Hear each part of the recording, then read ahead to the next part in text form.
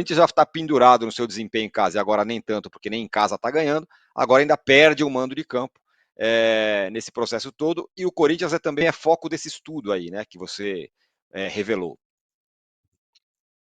Na realidade, assim, é bizarro isso, mas até o mando de campo já foi mais importante para o Corinthians, né? Sempre muito mal fora de casa, né, de hoje, mas em casa conseguia vitórias. Não tem acontecido, né? Até em casa tem perdido jogos, empatado com equipes teoricamente mais fracas dentro do campeonato, caso do empate com o Cuiabá. Perdeu os 2 jogos da Libertadores em casa. Pode ser que perca até o terceiro. Se perder o terceiro, que vai ser contra o Liverpool do Uruguai, ele fica fora até da Copa Sul-Americana, né? Não consegue nem brigar por uma classificação.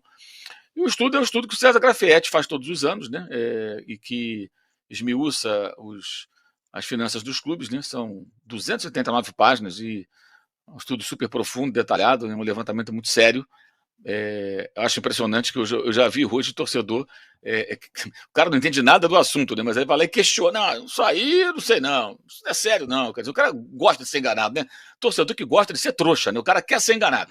Os caras fazem péssima gestão, avacalham o clube de coração do cara, tudo vai mal, mas o cara quer ser enganado. Ele quer duvidar, embora não tenha nenhum argumento para questionar um trabalho sério feito por profissionais que se debruçam em cima dos números para tentar passar a realidade financeira dos clubes, né?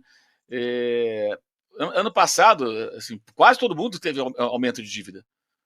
Quase todo mundo. O estudo mostra que só assim, dos times de Série A, os que caíram, os que reduziram dívida foram Flamengo, Coritiba, América Mineiro, Juventude, Goiás e Cuiabá.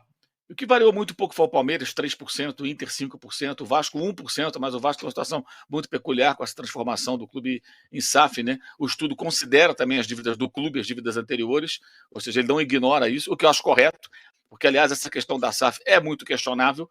Você pega uma enorme dívida, vira as costas para os credores, você tem que pagar um percentual aí em cima do que você fatura, né? E quitando a dívida dos credores, sabe lá quanto tempo vai legar.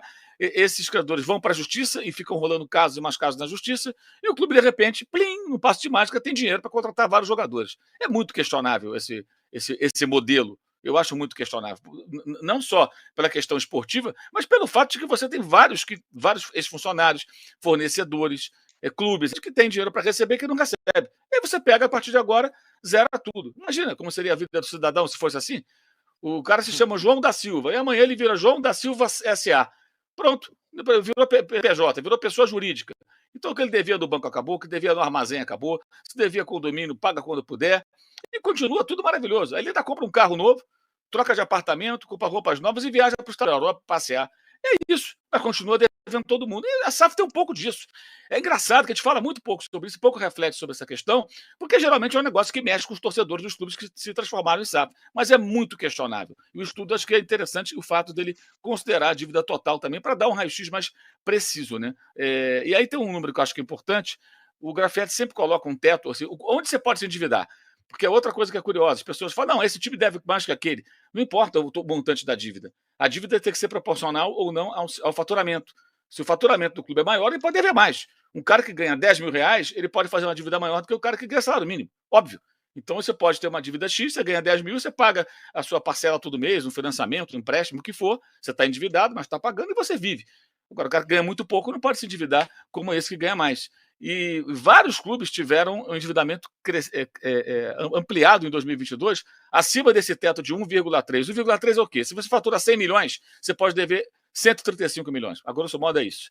Né? E vários clubes também, só os que não tiveram crescimento acima ou igual a 1,3. O Corinthians teve 1,4, mas é um clube muito peculiar, porque tem o estádio que fica fora desse estudo, porque é outro CNPJ, né? É uma dívida imensa que tem que ser paga.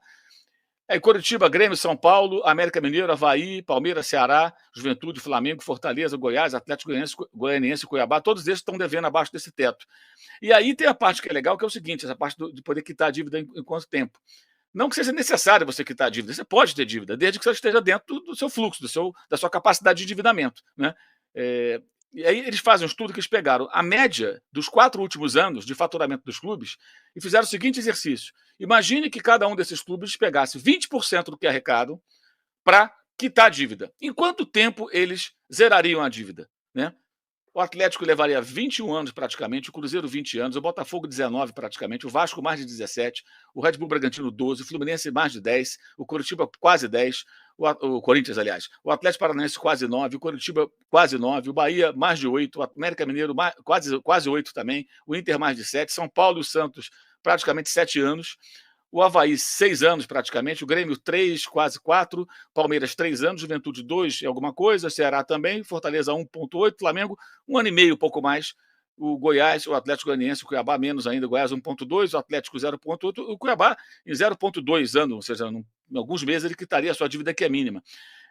Repito, não é necessário você zerar a dívida, mas isso mostra que alguns clubes, se quisessem, poderiam zerar essa dívida rapidamente. Isso significa que eles têm mais capacidade de endividamento, de pegar dinheiro emprestado se precisar, do que esses que devem muito. Isso é óbvio.